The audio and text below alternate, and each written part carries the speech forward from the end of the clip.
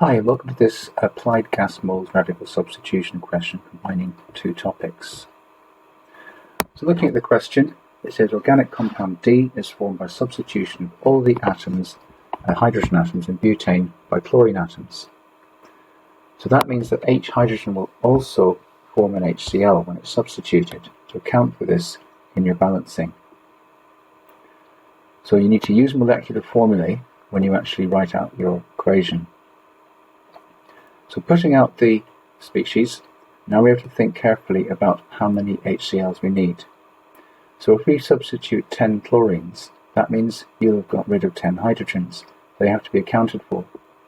So therefore 10 goes in front of the HCl, and as a result you need a 10 in front of the Cl2.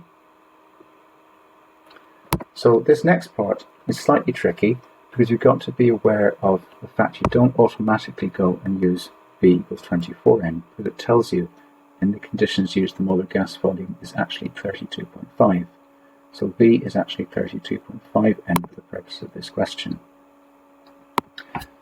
So if we now convert that to volume per centimetres cubed, because the 78.0 is given to us in centimetres cubed, that allows us to work out that we have 2.4 times 10 to the minus 3 moles.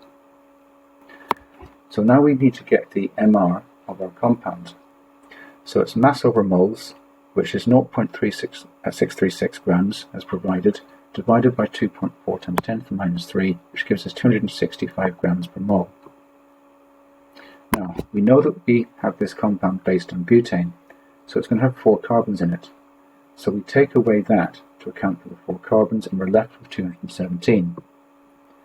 So if you divide 217 by the relative atomic mass of chlorine, which is 35.5, you can see roughly how many hydrogens you might have left to play with. So you've got 6 chlorines and then some extra wriggle room to work out how many hydrogens you'd need. So with a little bit of playing around, you should come up with something like C4H4Cl6. So looking at the mark scheme, you can get credit for your 10 balancing numbers. 3 marks for each piece of processing in the main calculation. You can get error carried forward from a mistake at any point in that process, and some common errors are listed in the bottom right hand corner.